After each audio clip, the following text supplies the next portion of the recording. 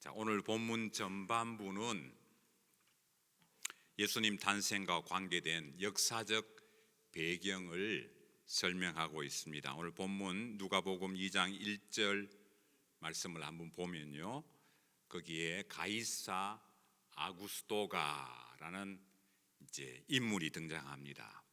로마 역사를 보면 줄리어스 시저라는 유명한 왕이 있었지요. 이 왕이 원로원과의 그 갈등 때문에 결국은 암살을 당하지 않습니까? 암살을 당하고, 줄리어스 시저의 그 권력을 누가 이어받느냐, 그게 이제 초미의 관심사였어요. 그 삼두 정치라고 그래서 세 명의 유명한 인물들이 정치를 하다가 한 사람이 낙오하고 이제 그 안토니우스라는 인물하고 옥타비아누스라는 인물 두 사람이 남습니다. 그 안토니우스는 그 이제 이 시저의 친구고 전쟁터를 함께 누빈 전우이기도 하고요. 이 옥타비아누스는 그때 당시 나이가 굉장히 젊었어요. 18살. 그런데 이 시저의 유언장을 열어보니까 이 옥타비아누스에게 내 권력을 물려준다, 그런 내용이 있었어요. 그런데 이제 대부분의 사람들은 안토니우스가 가지고 가지 않을까, 이렇게 두 사람의 알력 관계가 있다가 이 안토니우스가 그 유명한 저 이집트에 있는 클레오파트라라는 여왕하고 사랑에 빠집니다. 사랑에 빠지면서 로마 이 권력 핵심부에서 조금 물러나 있을 때 이 옥타비아누스가 이제 등극을 하지요. 그러다가 결국은 이제 이 안토니우스와 옥타비아누스가 악티움 해전이라고 하는 유명한 해전을 해서 결국은 옥타비아누스가 이깁니다. 이김으로 이제 옥타비아누스가 왕을 이제 이 말하자면 권력을 이어받게 되지요. 이어받고 나서는 이 젊은 친구였지만 상당히 정치를 잘했어요. 그래서 그때 당시에 기록을 보면 요즘으로 말하면 소방청 같은 거 있죠. 불 끄고 또 이제 막 위기에 처한 사람들을 구출하고 하는 이 911 같은 이런 기능을 하는 그런 제도를 만들었어요, 로마에. 그 옛날에 2000년 전에. 그리고 경찰청 같은 제도도 만들었어요. 그러니까 치안을 유지하는. 그러니까 이제 로마에서 이 사람에 대한 이제 칭송이 올라가는 겁니다. 그래서 원로원에서 이 사람에게 너무 아주 정치를 잘하고 하니까 이제 이름을 존엄한 자라는 뜻인 아우구스투스라는 이름을 줍니다. 이 사람한테, 옥타비아누스에게. 그래서 이 사람이 아우구스투스라는 이름을 갖게 되지요. 그 아우구스투스가 오늘 본문 1절에 나오는 아구스도라는 인물입니다. 굉장히 유명한 인물이지요. 로마에 의한 태평전성 시대를 팍스 로마나 이렇게 부르지 않습니까? 팍스 로마 한 200년 되는데요. 200년 동안은 전쟁이나 뭐 이런 것 없이 그냥 로마가 그 주변을 다 중근동 지방을 지배하면서 그 지역에는 평화 시대가 이끌었다. 그래서 팍스 로마나 그렇게 부르는데요. 팍스 로마나 시대를 열었던 최초의 황제이기도 합니다. 이 아구스도라는 인물이요. 굉장히 이제 참 존경받는 그런 정치인이었습니다. 그래서 로마 달력의 8번째 달을 이 사람 이름을 붙여서 지금 우리가 8월 달을 오우거스트 그렇게 부르잖아요. 이 사람 이름을 딴 거예요. 아구스토라는 인물 따서 아우구스투스라는 이름을 따서 8월 달에는 오우거스트라 그렇게 부르자. 그렇게 지금까지도 그렇게 부르는 겁니다. 역사적으로 굉장히 유명한 인물이지요. 이 사람이 이제 호적 조사를 합니다. 요즘 같으면 다 등록하시오 하면 되게 이제 선거철 되면 등록하라고 막 이 편지가 오지 않아요? 그때는 이제 선거라는 게 없었으니까 되게 두 가지 이유 때문에, 하나는 이제 군사를 징집하기 위해서 이제 호구 조사를 하는 거 있고요. 또 하나는 뭐겠습니까? 세금이죠, 세금. 호구 조사를 해서 세금을 매기려고. 두 가지 이유 때문에 전 로마의 영역에 있는 사람들은 다 고향으로 돌아가서 호적을 등록을 하시오, 그런 명령을 내리게 됩니다. 그 명령이 이제 1절에 나오는 겁니다. 자, 2절로 넘어갑니다. 2장 2절. 그때에 이 호적은 구레뇨가 수리아 총독되었을 때 처음 한 것이라. 자, 요 2절이 상당히 논란이 많이 되는 절이에요. 실제로 이 구레뇨가 수리아 총독이 되는 해는 역사적으로 보면 AD 6년으로 봅니다. AD 6년. 예수님은 BC 4년경에 태어나셨거든요. 그러니까 예수님이 태어나고 난 뒤에 한 10년쯤 뒤에 수리아 총독이 돼요. 이 구레뇨라는 인물이. 그래서 기독교를 비판하는 많은 이 유튜버들도 있고 뭐 하여튼 그 비판하는 사람들이 뭐라 그러냐, 그거 봐라, 기독교는 역사에 근거한 그런 종교가 아니다, 이 다 이제 허구다, 그렇게 얘기를 하거든요. 그런데 이 2절을 사용한 헬라 말의 이 전치사의 용례를 보면 이렇게 해석이 될 게 아니라 또 다른 쪽으로도 해석이 돼요. 새롭게 이제 해석을 해보면 이렇게 됩니다. 이 호적은 구레뇨가 수리아 총독 되기 전에 있었던 것이라, 이렇게 해석할 수 있어요. 자, 그렇게 되면 뭐 역사적인 사실하고 그렇게 충돌되는 게 없죠. 자, 2절은 그렇게 넘어갑니다. 자, 3절입니다. 3절, 4절. 모든 사람이 호적하러 각각 고향으로 돌아갔다 그랬습니다. 그래서 이제 요셉과 마리아도 이 나사렛이라는 동네, 거기서 자랐는데 나사렛이라는 동네에서 고향인 베들레헴으로 가게 됩니다. 나사렛에서부터 베들레헴까지는 한 70마일 정도. 뭐 그때 당시 교통 상황으로 보면 짧지 않는 거리죠. 더구나 마리아는 지금 홀몸이 아닌데 그 길을 가도록 그렇게 명령이 되어 있기 때문에 그 길을 가게 됩니다. 자, 이렇게 가게 되는 이유는 뭐 하나밖에 없지요. 바로 이제 그 로마의 총독이 명령을 내렸기 때문에 그런데, 사실은 이 로마의 총독이 명령을 내리긴 했지만 이 명령은 미가서 5장 2절, 우리 지난번에 한번 살펴봤죠. 미가서 5장 2절의 말씀을 성취하기 위한 그런 과정에 불과합니다. 베들레헴 에브라다야라는 이제 말씀, 예수님이 베들레헴에서 태어나야 하는데 지금 나사렛에서 자라고 있었는데, 지금 이렇게 된 상황에서는 나사렛에서 태어날 수밖에 없잖아요. 그런데 이 로마 총독이 명령을 함으로 말미암아서 요셉과 마리아가 베들레헴으로 가게 되고, 결국 거기에서 예수님이 태어남으로 말미암아 요 미가서 5장 2절의 말씀이 성취되는 거예요. 그 예언이. 자, 요 짧은 요 구절에서 우리가 얻을 수 있는 교훈이 있습니다. 이 세계사적으로 역사적으로 아주 유명한 왕, 뭐 제왕적인 그런 권력을 휘둘렀던 황제라 하더라도 하나님의 역사 앞에서는 조연이에요. 조연. 하나님의 뜻과 하나님의 예언을 이루는 도구에 불과합니다.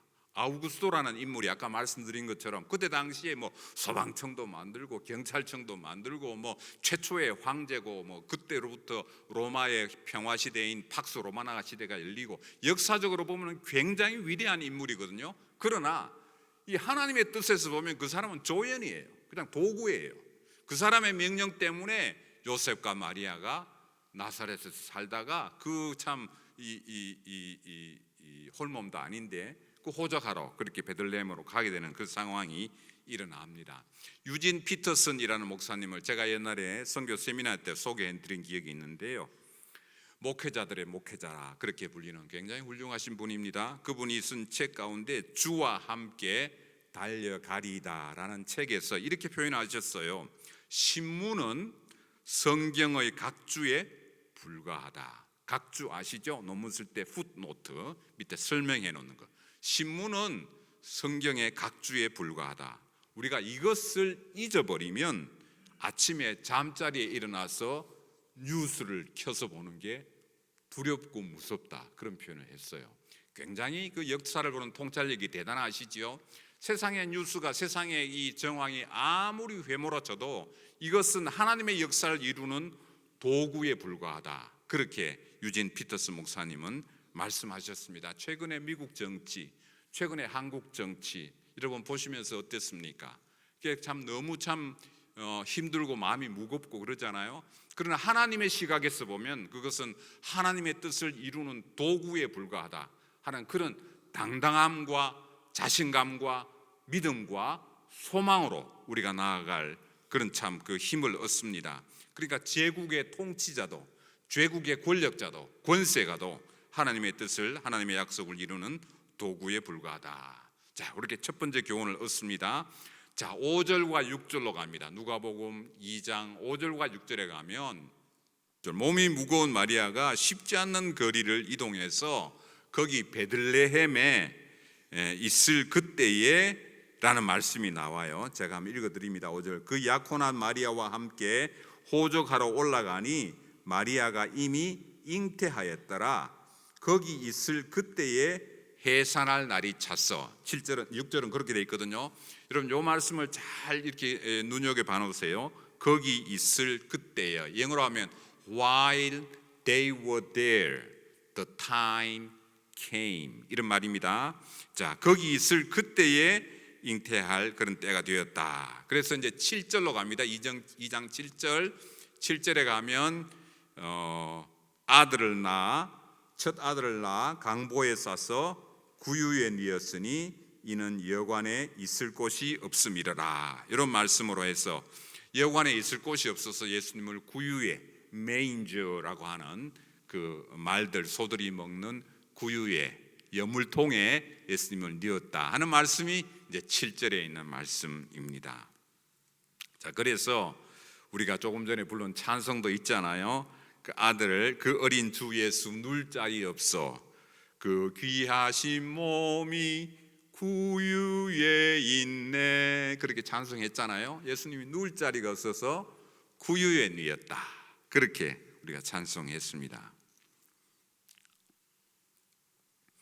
지금까지 한 2000년 동안 우리가 이 본문 누가복음 2장 1절에서부터 7절까지 예수님이 이 로마 황제의 명령을 받아서 호적하라고 고향으로 가라는 명령을 따라서 고향에 가서 고향에서 아기를 낳았는데 거기에 잘 자리가 없어서 누울 데가 없어서 구유에 예수님을 뉘었다.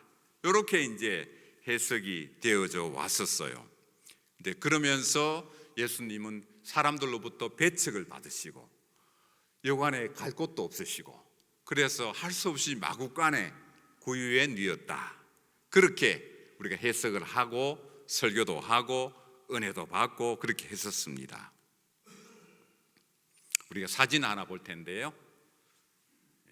케네스 베일리라는 신약학자입니다. 미국의 신약학자인데요.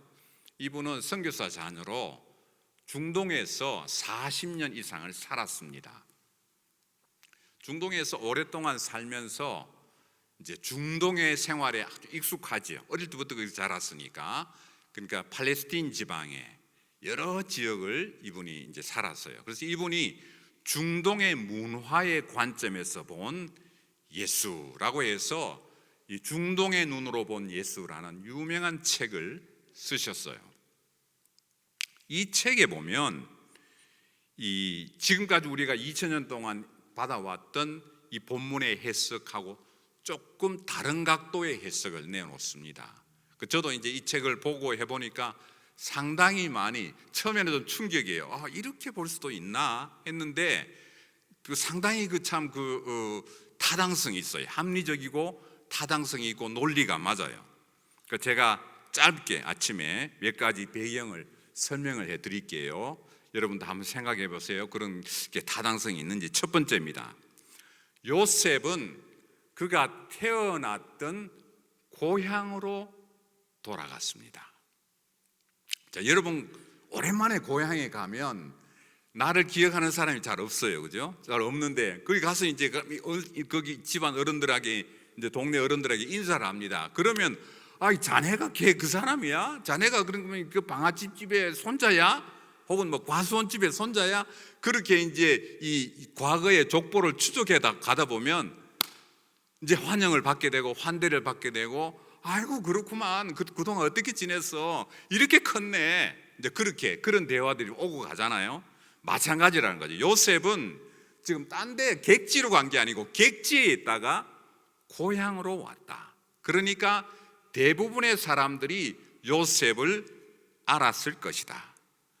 요셉을 몰랐다 하더라도 요셉의 아버지가 야곱이거든요. 그 할아버지는 맏단이고, 이게 마태복음 족보에 보면, 그러니까 요셉의 아버지, 요셉의 할아버지는 아는 사람들이 그 마을에는 있었을 것이다. 그렇게 보는 관점입니다. 두 번째, 요셉은 왕가의 피가 흐르는 사람입니다. 다윗 왕가의 후손이에요. 그렇기 때문에 이 베들레헴을 오늘 본문에도 보면 어떻게 소개하느냐 하니까, 본문 4절에 보니까 베들레헴이라 하는 다윗의 동네, 그렇게 불렀어요. 그러니까 이 누가복음은 누가가 기록했지 않습니까? 누가는 이방인들을 위해서 복음서를 기록했는데, 이방인들에게 익숙한 베들레헴이라는 지명도 적었지만 그 시대에 살았던, 그 동네 주변에 살았던 사람들이 보편적으로 불렀던 그 지명을 뭐라고 부르냐면 다윗의 동네, 이렇게 적었어요. 본문 4절에서는. 그렇기 때문에 요셉은 고향으로 돌아왔고, 고향으로 돌아온 이 요셉은 다윗 왕가의 혈통을 잇는 사람들이기 때문에 그 고향 다윗의 동네에 사는 사람들이 이 요셉과 마리아 가문을 몰라봤을 리가 없다. 여기 두 번째 추측입니다. 세 번째입니다. 세 번째는 어떤 문화권에서도 아기를 가진 임산부는 보호해주고 배려해줍니다. 그렇죠? 한국에도 여러분 지하철 타시면 핑크 색깔로 되어 있는 자리가 있거든요. 거기에 우리 남자분들 앉으면 큰일 납니다. 큰일 납니다. 제가 물어봤어요, 아들한테. 야, 왜 큰일 난대? 그러니까 거기 앉으면요, 그 주위에 있는 한국의, 북한이 못 쳐온다 그러잖아요, 한국의 아줌마들 때문에. 한국 아줌마들이 그 자리는 일어나라고, 그 자리는 임산부용이라고, 거기 앉으면 안 된다고 그렇게 난리 되잖아요. 그러니까 임산부는 어떤 문화에서나, 한국도 마찬가지고 중국도 말해주고 저 아프리카도 마찬가지예요. 임산부는 보호를 받고 배려를 받습니다. 자, 마리아가 거기 왔을 때는 홀몸이 아닌데 분명히 베들레헴 사람으로부터, 동네 사람으로부터 보호를 받았을 것이다. 이 추측입니다. 그리고 이 사람은 중동에 오래 살았기 때문에 중동 문화에서도 당연히 마리아를 보호했을 것이다. 여기 세 번째. 네 번째, 마리아는 그 주변에 자기하고 가까운 친척집이 있었어요. 세례 요한의 어머니 엘리사벳이거든요. 아버지는 사가랴고, 그 사가랴 엘리사벳 집을 마리아가 세례 요한이 뱃속에서 6개월 되었을 때 방문한 적이 있습니다. 그래서 교제를 하고 했거든요. 만일에 마리아가 지금 몸이 무거운데 요셉과 마리아의 부부가, 예비 부부가 이 베들레헴에서 쉴 자리를 못 찾았으면 멀지 않는 곳에 있는 친척집인 사가랴 집으로 갔을 것이다. 엘리사벳 집으로. 그런데 성경에는 그런 기록이 없잖아요. 자, 요게 네 번째. 다섯 번째, 그 사람들이 거기에, 우리가 보통 생각하기에는 요셉과 마리아가 배가 이렇게 불러서 베들레헴에 도착하자마자 그날 저녁에 아기를 낳을 것이다. 우리는 보통 그렇게 깨닫잖아요. 그렇게 생각하잖아요. 그래서 동네에, 그러니까 방 있어요, 없어요? 방 있어요, 없어요? 그럼 할 수 없이 마구간을 해주세요, 이렇게 갔다고 생각하는데, 성경을 자세히 보면 그 사람들은 거기에서 시간이 좀 있었다. 아까 제가 말씀드렸잖아요.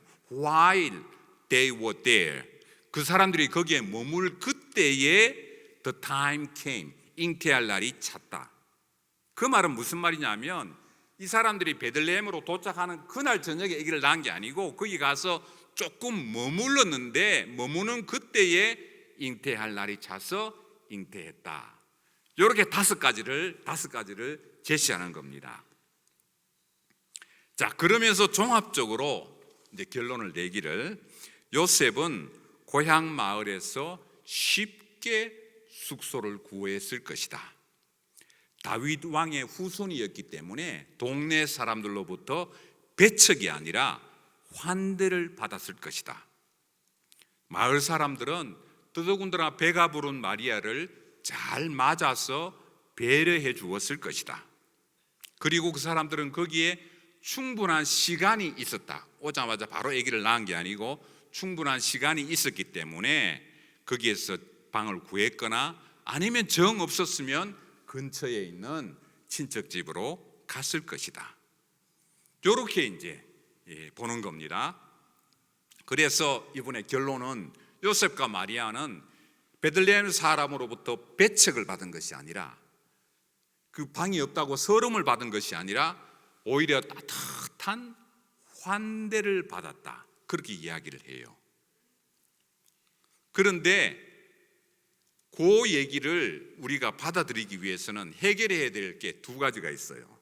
자, 벌써 이게 그림이 나왔네요. 나와 있는데, 첫 번째는 구유는 그러면 뭐냐? 두 번째는 여관에 방이 없다 그러는데 여관은 뭐냐? 요게 해결이 돼야 돼요. 그렇죠? 그래야지 지금 아까 말씀드린 그런 전제가 이제 맞아 들어갑니다. 자, 요거는 제가 그분의 책인데 그림이 좀 작게 되어 있어서 제가 이제 달력 뒤에다가, 요 글씨는 제 글씨입니다. 그분의 글씨가 아니고 자, 제가 이제 그렸어요.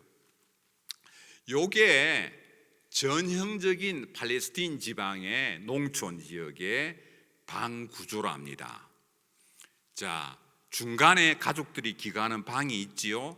또 그 옆에는 손님 방이 있어요. 대개 이제 손님들이 오실 때, 거기도 보면 중동 문화에서는 이게 손님이 오면 굉장히 환대하는 문화니까 손님 방이 있고, 중간에 가족이 기거하는 방이 있고, 가족이 기거하는 방 옆에 조금 한 2피트 정도, 60cm 정도 낮게 거기에는 마구간이 있대요. 마구간이 있고, 이 마구간에는 말하자면 같은 지붕 안에 있는 거예요. 마구간에는 이제 가축들이, 집에서 기르는 가축이 들어오는데, 특별히 겨울철에는 이제 이 저녁에 마구간에다가 다 이렇게 가축들을 이제 보호하는 거예요. 그러니까 도둑으로부터도 보호하고, 추위로부터 보호하고, 또 가족이 기거하는데 가족들이 이 가축들의 옹기를 또 이렇게 서로 나누게 되는 그런 구조랍니다. 그런데 가족들이 기거하는 저 아랫목 쪽에 구유가 있대요. 구유가 있어서 거기에 이제 여물 같은 걸 놔두면 이 마구간에 들어온 소나 이 가축들이 밤에 자다가 이제 그 배가 고프고 하면 자연스럽게 구유에 있는 풀을 먹는다는 거예요. 이제 이렇게 구조가 되어 있답니다. 그렇기 때문에 그러면 이제 낮에는 어떻게 하면 이 마구간에 있는 이 소와 이 가축들을 아침이 되면 이제 밖으로 마당이 좀 보이죠. 마당으로 내서 마당에다 내놓고, 이제 그동안 또 마구간 청소하고, 구유도 이제 깨끗이 물이나 이걸로 청소하고, 저녁이 되면 다시 또 이제 넣어놓고, 이런 구조로 되어 있대요. 자, 그런데 요 구조를 이해하기 쉬운 성경의 한 사건이 등장합니다.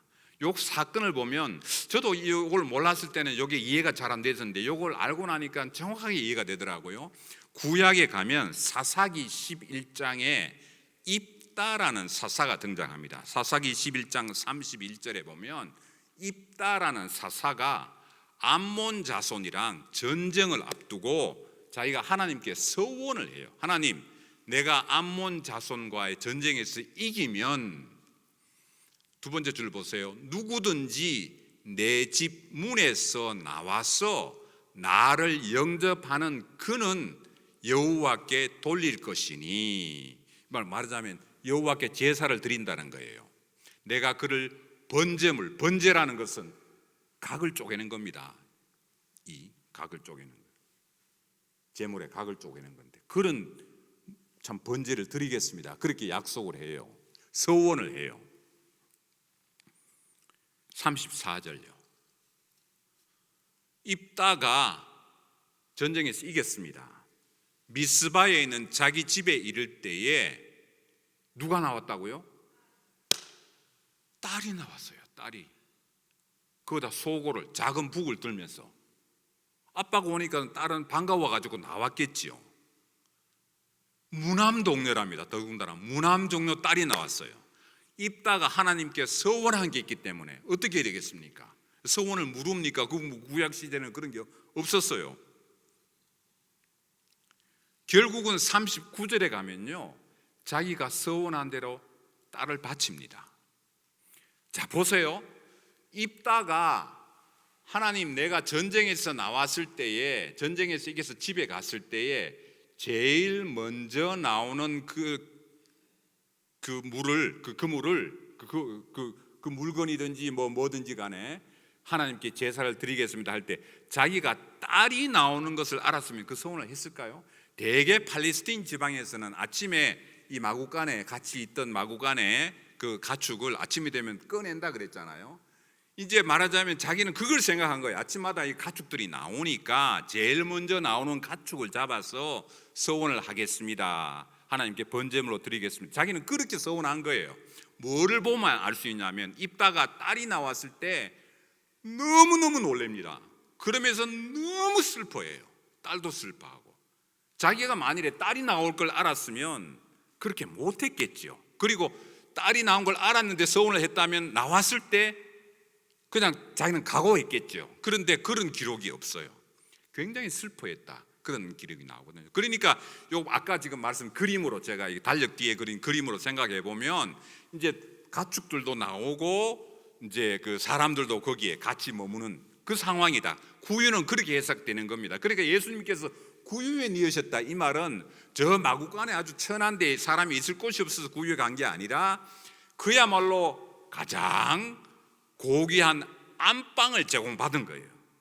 이름 없는 베들레헴 가족으로부터. 자, 두 번째입니다. 해결해야 될 것이 여관입니다. 본문 7절에 보면 누가복음 2장 7절에 보면 그때 여관에 여기 나오네. 여관에 있을 곳이 없습니다. 그랬어요. 분명히 여관이라고 그랬어요. 이 여관은 뭘까? 요게 이제 해결돼야 되죠. NIV 성경에 보면 여관을 in으로 그렇게 번역을 했어요. 그런데 이 여관은 전문 숙박업소나 주막이 아니라 그렇게 봅니다. 왜 그러냐 하면 누가복음 10장 34절로 갑니다. 누가복음 10장 34절에는 선한 사마리아 비유거든요. 선한 사마리아인이 강도 만난 사람을 도와주잖아요. 그래서 여기 보니까 포도주를 그 상처에 붓고 싸매고 자기 짐승에 태워 주막으로 데리고 갔다 그랬습니다. 주막. 요 주막은 뭐냐 하면 전문 숙박업소예요. 전문 숙박업소에 가서 이 사람을 좀 보호해 주시오. 비용이 더 나오면 내가 지불하겠소.